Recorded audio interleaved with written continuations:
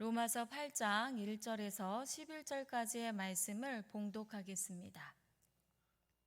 그러므로 이제 그리스도 예수 안에 있는 자에게는 결코 정죄함이 없나니 이는 그리스도 예수 안에 있는 생명의 성령의 법이 죄와 사망의 법에서 너를 해방하였음이라. 율법이 육신으로 말미암아 연약하여 할 수 없는 그것을 하나님은 하시나니 곧 죄로 말미암아 자기 아들의 죄 있는 육신의 모양으로 보내어 육신의 죄를 정하사 육신을 따르지 않고 그 영을 따라 행하는 우리에게 율법의 요구가 이루어지게 하려 하심이니라. 육신을 따르는 자는 육신의 일을, 영을 따르는 자는 영의 일을 생각하나니 육신의 생각은 사망이요 영의 생각은 생명과 평안이니라. 육신의 생각은 하나님과 원수가 되나니 이는 하나님의 법에 굴복하지 아니할 뿐 아니라 할 수도 없음이라. 육신에 있는 자들은 하나님을 기쁘시게 할 수 없느니라. 만일 너희 속에 하나님의 영이 거하시면 너희가 육신에 있지 아니하고 영에 있나니 누구든지 그리스도의 영이 없으면 그리스도의 사람이 아니라. 또 그리스도께서 너희 안에 계시면 몸은 죄로 말미암아 죽은 것이나 영은 의로 말미암아 살아있는 것이니라. 예수를 죽은 자 가운데서 살리신 이에 영이 너희 안에 거하시면 그리스도 예수를 죽은 자 가운데서 살리신 이가 너희 안에 거하시는 그의 영으로 말미암아 너희 죽을 몸도 살리시리라. 아멘. 로마서 8장은 로마서 전체의 핵심으로 율법의 무능력과 인간의 무력함을 넘어 성령 안에서 주어지는 자유와 생명을 말해줍니다.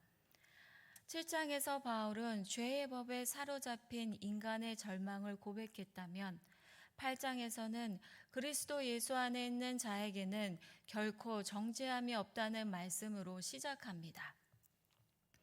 죄의 용서만이 아니라 우리가 어떻게 새로운 삶을 살아갈 수 있는지를 가르쳐주고 성령 안에서 자유와 생명과 평안을 누리는 길을 우리에게 보여줍니다. 당시 로마 교회 안에는 유대인과 이방인이 함께 있었습니다. 유대인 성도들은 율법을 붙잡고 싶어 했지만 그 율법이 인간의 연약함 때문에 구원을 완전히 이루지 못한다는 것을 받아들이기 쉽지 않았습니다. 또한 이방인 성도들은 자유를 강조하지만 자칫하면 방종으로 흐르기 쉬웠습니다. 그래서 바울은 이러한 교회를 향해 율법으로는 부족하지만 성령 안에서 참된 자유와 생명이 있다는 것을 말해주고 있습니다. 사람들은 자유를 갈망하면서도 과거의 상처, 죄책감 등의 죄에 사로잡혀 살아갑니다. 마음에서는 새로워지고 싶어 하지만 습관적인 죄에 사로잡혀 제자리에서 맴돌며 절망하는 삶을 살아갑니다. 바울도 마찬가지였습니다. 바울은 율법을 누구보다 사랑했고 철저히 지키며 살았습니다. 그러나 마음으로는 하나님의 법을 따르고 싶었지만 실제 삶에서는 죄가 더 강하게 영향을 미쳤습니다. 율법이 선하다는 건 알았지만 그 율법을 지킬 힘이 자기 안에는 없었습니다. 그래서 바울은 나는 공고한 사람이다라고 울부짖을 수밖에 없었습니다. 그런데 그 절망의 끝에서 놀라운 하나님의 은혜를 경험합니다. 그것은 바로 성령님이 주시는 새로운 성령의 생명의 법입니다. 바울은 1절에서 이렇게 말합니다. 그러므로 이제 그리스도 예수 안에 있는 자에게는 결코 정죄함이 없다고 말하면서 이는 그리스도 예수 안에 있는 생명의 성령의 법이 죄와 사망의 법에서 너를 해방하였다고 전합니다. 죄와 사망의 법은 우리를 계속 죄에 빠지게 하고 결국 죽음으로 몰아가는 힘입니다. 우리는 스스로 아무리 애써도 그 힘을 이길 수 없습니다.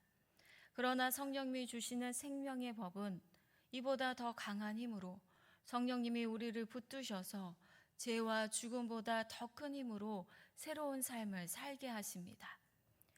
그래서 성령님은 우리가 죄짓지 않게 도와주시는 정도가 아니라 우리 안에 새로운 생명을 주셔서 이제는 거룩하고 순종하는 삶을 살 수 있도록 힘을 주십니다.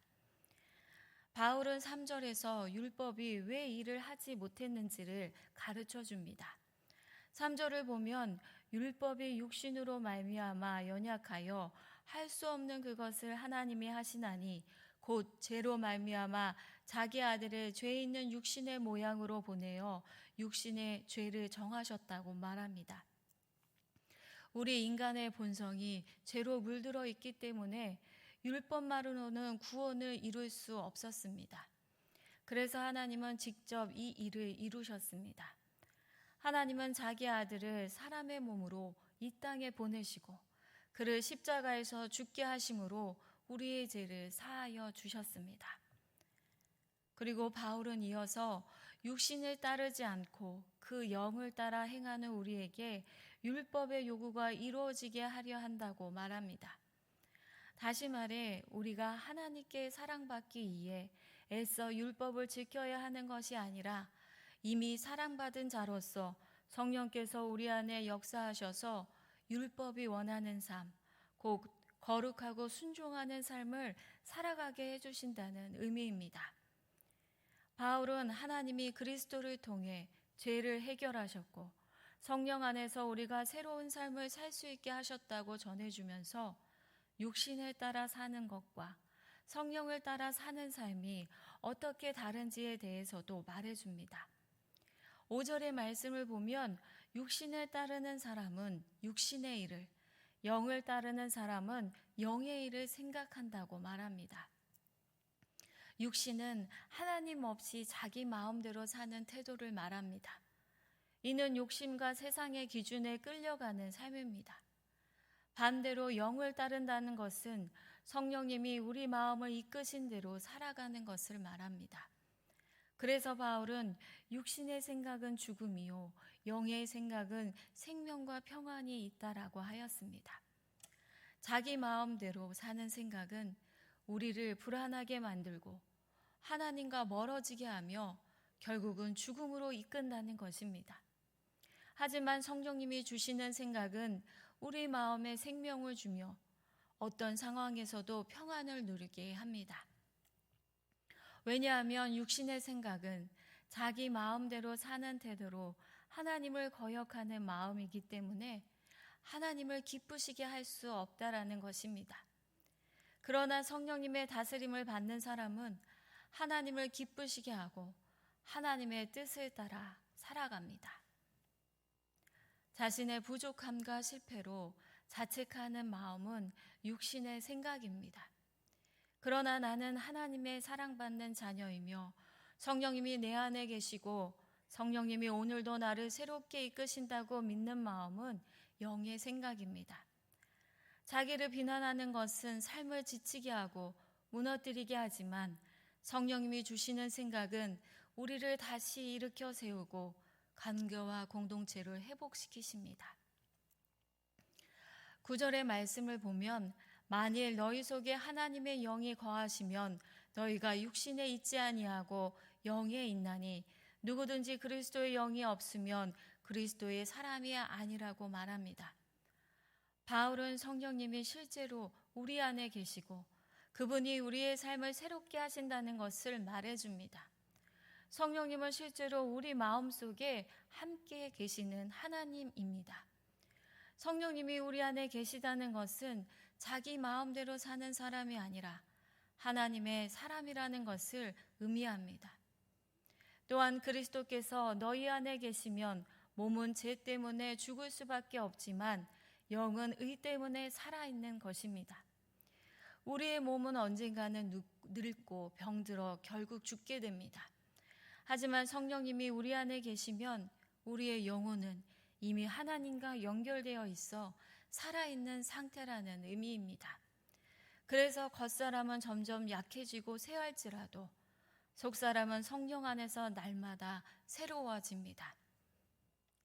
이어서 바울은 예수님을 죽은 사람들 가운데서 다시 살리신 하나님의 영이 너희 안에 계시다면 그 영으로 말미암아 너희 죽을 몸도 다시 살리실 것이라고 말합니다. 예수님을 다시 살리신 하나님은 지금 우리 안에 거하시는 그 성령으로 말미암아 장차 우리의 죽을 몸도 살리실 것입니다. 그래서 성령이 우리 안에 계시다는 것은 오늘의 힘과 위로일 뿐 아니라 영원한 생명이 보장되는 하나님의 약속의 말씀입니다. 예수님 안에 있는 자는 더 이상 죄와 사망의 법 아래 종이 아닙니다. 성령님의 생명의 법으로 우리를 붙드셨기 때문입니다. 성령님이 우리 안에 계시다는 것은 단지 지금 위로와 힘을 주시는 것만이 아니라 장차 우리도 예수님처럼 다시 살아날 것이라는 약속입니다. 사랑하는 성도 여러분, 우리는 흔들리지 않고 두려워하지도 않아도 됩니다. 왜냐하면 성령님이 우리 안에 계시고 우리를 붙드셔서 우리를 살리시고 끝내 부활의 영광에 이르게 하시기 때문입니다. 자신을 자책하는 생각이나 절망의 마음에 사로잡힐 때 나는 하나님의 자녀임을 믿고 나와 함께 하시는 성령님을 따라 담대하게 살아가는 우리가 되기를 주님의 이름으로 축복합니다. 기도하겠습니다. 사랑의 하나님, 오늘도 말씀을 통해 우리에게 생명을 주심을 감사합니다. 주님 안에서 말씀을 날마다 잊지 않고 붙들게 하옵소서. 성령님은 우리 마음에 늘 함께 하심을 믿고 육신의 생각이 아니라 성령의 생각을 따라 살게 하시고 불안과 자책이 아니라 생명과 평안을 누리게 하옵소서. 염려하지 않게 하시며 부활의 소망으로 인도하여 주옵소서. 주님, 우리 안에 아픔과 고통 속에 있는 성도들 있습니다. 육신의 질병으로 고통 중에 있는 성도들과 마음의 상처로 아픔 중에 있는 성도들을 주님의 위로와 주의 손길로 더하여 주시고 그 눈물을 닦아 주옵소서. 고난 가운데서도 하나님의 일하심을 믿고 주님만을 붙들며 회복의 길을 걷게 하여 주옵소서. 우리의 가정을 주님의 은혜로 붙들어 주셔서 복음으로 하나 되게 하옵소서. 세상의 유혹과 시험이 몰려올 때 믿음으로 담대히 살아가는 가정 되게 하옵소서. 우리의 자녀들 세상에 놓일 때마다 하나님의 은혜와 보호하심으로 지켜주시고 사람이 아니라 주님만을 의지하는 자녀들 되게 하옵소서. 주일을 기다리며 준비되게 하시고 예배의 자리마다 온전히 주님만을 바라보게 하옵소서. 회복과 기쁨의 자리로 은혜의 자리로 인도하여 주옵소서.